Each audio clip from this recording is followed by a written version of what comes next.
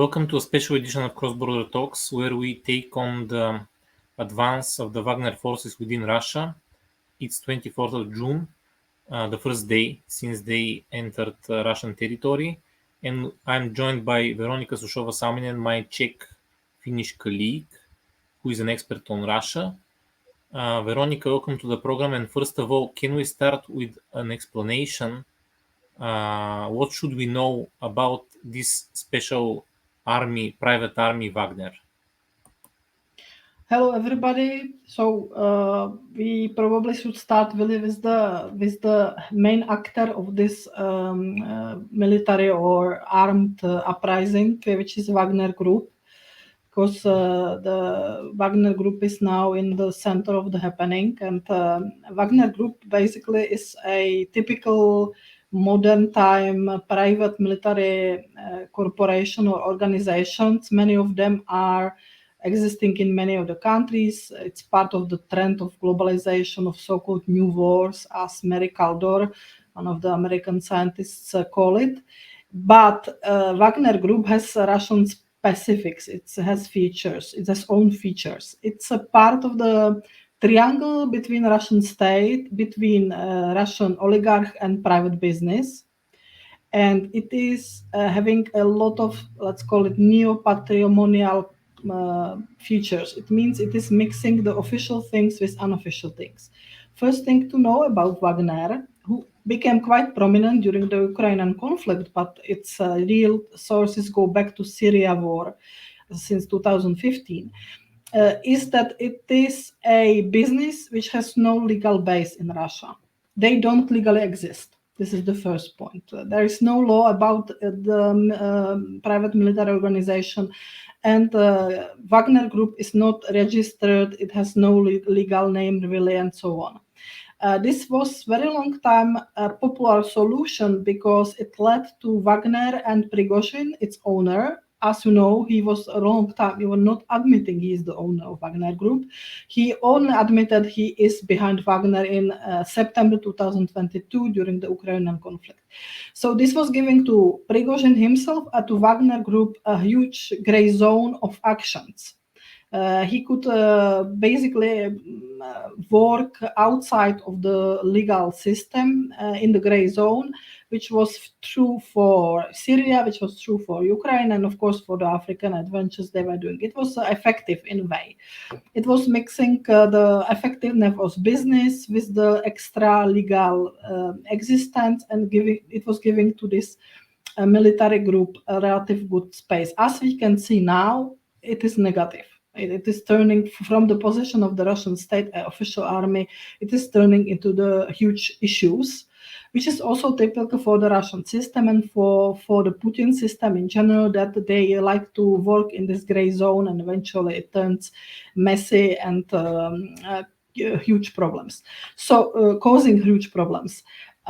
This is the first thing. The second thing is Prigozhin himself became to be quite important during the last months of the Ukrainian conflict. We could see it in the last months in Ukraine, specifically around the Bakhmut battle and before Soledar and other fights, where this group became to be. I'm not military expert, so take it like my personal opinion, but of course there can be military experts saying something else. It seemed to me that they were relatively effective in some parts of the fighting, and this was causing that Prigozhin started to have more ambitions, seems. And also it opened more the conflict, which was here a long time existing conflict between official army, meaning the state army, under the command of Gerasimov and under the leadership of Minister Sergei Shoigu. But we have to say that this conflict between Shoigu and between Prigozhin is much more longer. It goes really back to Syria. And it is the classical conflict about resources, that there is the private group of soldiers who is doing the job of the army, and it is doing it for the interest of business interest, is there the important part. While the army is, of course, state army, it is run by the old bureaucracy, and it has also not such maneuver space like Prigozhin and Wagner had. So this is very important. They were fighting for the same resources. Most likely, at some point, they both were fighting for the interest and support of the highest commander, meaning Putin. It could be there also behind it. And many say, or some voices say, that at some point, Prigozhin and Wagner became very important for Putin and for the war in Ukraine because of their effectiveness. Again, I am not a military expert, but what I could read is that Wagner Group, it's not just the prisoners from the from the Russian prisons, as was said many times in our media. The core of the Wagner groups are special forces, former special forces of Russian army who were privatized and who went to as mercenaries to work for Prigozhin many years ago. So the core are the relatively professional actors who have experiences and who are not any, it's not any group of prisoners who don't know how to use guns and military tactics. Of course, these prisoners were taking and so on during the war to make it bigger and to have more men on the field. But the core are these professional soldiers. So it is all network of relations within system which created Wagner and which created now this conflict, which is mostly between Prigozhin and Ministry of Defense. And it is conflict about resources and about how continue the war in Ukraine. It's not the conflict pro-war and anti-war. This is very important to realize. Okay, we've seen that for months this conflict has been going on, and in fact, the highest authority, Vladimir Putin, the president, didn't seem to intervene or take side. What is the explanation for this situation, and how do you read this policy of Putin now in this context when things escalated? Many analysts recently observed that Putin is not very active in many fields of domestic policy, which is strange, and it is probably related to the war, that he lets too much things go and he's too much focused on the military issues, which, by the way, he doesn't understand so well. This we observe already since the COVID, by the way, since the pandemics, and now it continues. So he is less active in moderating the conflicts within elites. And here the question, there is a huge question really how it's possible that he let Prigozhin so long to behave in a way which would be, I would say, 3 years ago, absolutely impossible to do. Because 3 to 5 years ago, such behavior, like openly criticize some important figure of the establishment. Moreover, I have to add here that Prigozhin already some weeks ago attacked also President Putin, which was something what was tabooized before, which was not possible. But taboo was also to show open conflicts between the elites of the Russian system. There were always conflicts, but these conflicts were behind the scene, and very often they were moderated by Putin in such a way that there was find some kind of conclusion or compromise. Now Putin did nothing, and now the question is, did he know about this conflict? Because we know he doesn't get direct information. He gets only information through the apparatus. So maybe he didn't know, or the next thing, he could believe that the healthy competition between Wagner and the army will create more effective system, which of course is a next failure, because in the time you are fighting, you are in the situation when you have to concentrate on the military issues, and to create this kind of competition is, in my opinion at least, very risky. Or he was following some kind of other strategy, which I cannot understand. But in general, I think this what happened is that Putin lost himself control over the happenings, because it doesn't seem, at least his last television speech, which we could see a few hours ago in the morning, didn't seem to me that he was too calm. Usually Putin is much more calm. He seemed to me nervous. You could see that his voice was breaking a few times. He seems to be personally touched by the fact what happened. Maybe he saw it as a huge disloyalty to himself from Prigozhin. I don't know. It's, of course, I'm speculating. It's just my impression from his speech. But in my opinion, this is a blow for Putin himself, and it is weakening him in a way. He can win still, he can get back, but at the moment, I would say this is weakening Putin, and it's, in any case, misjudgment, miscalculation on his side, or bad information of Putin from the people who should inform him. That's next possibility. Everyone asks the question what follows now and what could follow, but I want us to view this issue through the prism of the Russian society. What is the attitude of common Russians towards this situation, and what could this division in the armed forces bring to common Russians, to Russian society and to common Russians, not only to the state? Well, we have to realize that from the perspective of regime is all the time super interested in, and it is supporting depoliticization. It means they are doing everything possible that people are not politically active, they are not mobilizing positively or negatively. They play on some kind of patriotic pseudo mobilization, which is very superficial. So at the moment seems that it works. You have to realize that this is conflict between elites. This is conflict between factions or fractions of the Russian elites, between Prigozhin and Shoigu, and of course Putin. It's needed to say that by this he is going against Putin clearly. Those who say it's only against Shoigu, that's not true, because Shoigu and Putin is the same thing. You cannot divide and say it's only against one. But the Russian society, I think, in general, is depoliticized. There is a lot of tension growing in the society, but it's not politically expressed. So far, people are more, like waiting what will happen. And I am not in Russia, so I cannot say the direct what people say, what they think. And of course, the social media are manipulative in many ways. So on social media, you could see that, okay, some people were going on streets in Rostov, and some were supporting Wagnerovs, some were criticizing, there were some fights happening and so on. But at large, you don't see any uprising. You don't see any huge mobilization within the Russian society, at least according to my information at the given moment.